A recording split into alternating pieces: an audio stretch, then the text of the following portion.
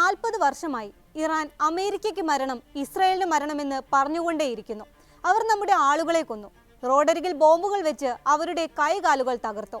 ഞാൻ വളരെ മുൻപേ തീരുമാനിച്ചിരുന്നു, ഇത് തുടരാൻ ഞാൻ അനുവദിക്കില്ല. ഇനി അത് തുടരുകയുമില്ല. ഇറാന്റെ ആണവ കേന്ദ്രങ്ങളിൽ ആക്രമണം നടത്തിയതിന് പിന്നാലെ രാജ്യത്തെ അഭിസംബോധന ചെയ്തുകൊണ്ട് ട്രംപ് പറഞ്ഞ വാക്കുകളാണിത്. US സൈന്യത്തിന്റെ സുപ്രധാന നേട്ടമാണിതെന്നും ആണവായുധമുണ്ടാക്കാനുള്ള ഇറാന്റെ ശേഷി തകർക്കുക എന്ന ലക്ഷ്യം വിജയം കണ്ടുവെന്നും ട്രംപ് അവകാശപ്പെട്ടു. ഇറാന് ഒന്നുകിൽ സമാധാനം അല്ലെങ്കിൽ നാശമെന്ന അന്ത്യശാസനവും നൽകിയിട്ടുണ്ട് ട്രംപ്. അമേരിക്ക കൂടി പങ്കാളിയായതോടെ യുദ്ധം വലിയൊരു വഴിത്തിരിവിലേക്കാണ് നീങ്ങുന്നത്. വിശദമായി നോക്കാം.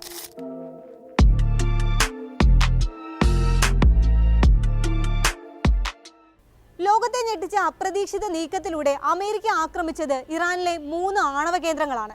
ശനിയാഴ്ച വൈകിട്ട് പ്രഖ്യാപിച്ചതനുസരിച്ച് ഫോർദോ, ഇസ്ഫഹാൻ, നെതാൻസ് എന്നീ 3 ആണവ കേന്ദ്രങ്ങളിൽ വിജയകരമായ ആക്രമണം പൂർത്തിയാക്കിയെന്നാണ് ട്രംപ് ട്രൂത്ത് സോഷ്യലിലെ ആദ്യത്തെ പോസ്റ്റിൽ അവകാശപ്പെട്ടത്.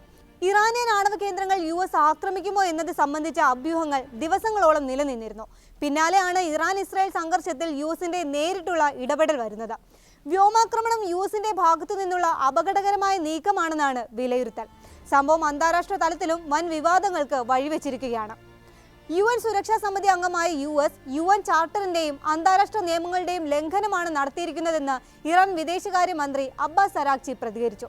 ആക്രമണം വലിയ പ്രത്യാഘാതം ഉണ്ടാക്കുമെന്നും ഇറാന്റെ പരമാധികാരവും ജനങ്ങളുടെ താൽപര്യവും സംരക്ഷിക്കാൻ എല്ലാ മാർഗങ്ങളും ഉപയോഗിക്കുമെന്നും അദ്ദേഹം മുന്നറിയിപ്പ് നൽകിയിട്ടുണ്ട്. ഇറാന്റെ ഉന്നത സൈനിക നേതാക്കളെ ഇല്ലാതാക്കിക്കൊണ്ട് ഇസ്രായേൽ തുടക്കമിട്ട യുദ്ധത്തിന് നാടകീയ നീക്കത്തിലൂടെയാണ് അമേരിക്കയുടെ ഇടപെടൽ ഉണ്ടായിരിക്കുന്നത്.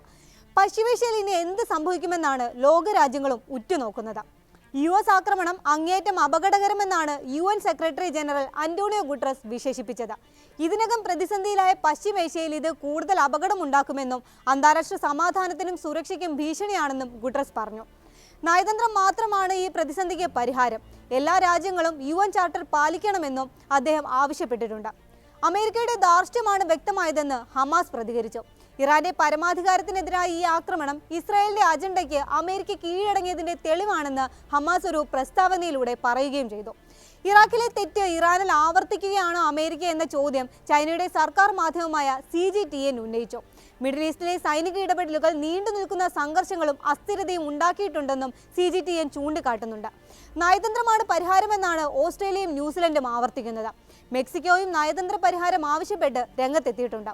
ട്രംപ് രാജ്യത്തെ യുദ്ധത്തിലേക്ക് നയിക്കുകയാണെന്ന് US ഹൗസ് ഓഫ് റെപ്രസെന്റേറ്റീവിലെ ഡെമോക്രാറ്റ് നേതാവ് ഹക്കീം ജെഫ്രീസ് കുറ്റപ്പെടുത്തി.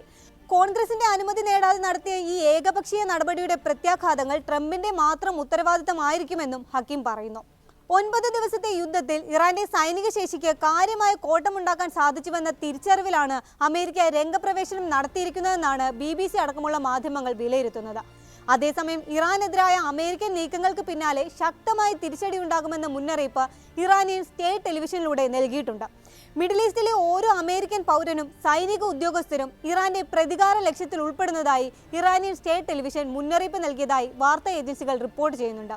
ഹോർമുസ് കടലിടുക്ക് അടയ്ക്കാനും US നാവികസേന കപ്പലുകൾക്ക് നേരെ ആക്രമണം നടത്താനും ഇറാൻ പരമോന്നത നേതാവ് ആയത്തുള്ള അലി ഖമനിയുടെ ഒരു പ്രധാന ഉപദേഷ്ടാവ് നിർദ്ദേശം നൽകിയതായുള്ള റിപ്പോർട്ടുകളും പുറത്തു വരുന്നുണ്ട്. അമേരിക്കയുടെ ആക്രമണത്തിന് ശേഷം ഇപ്പോൾ നമ്മുടെ ഊഴമാണ് എന്ന് പറഞ്ഞുള്ള ഖാംനയുടെ ഉപദേഷ്ടാവിന്റെ സന്ദേശം പുറത്തു വന്നതായും റിപ്പോർട്ടുകളുണ്ട്.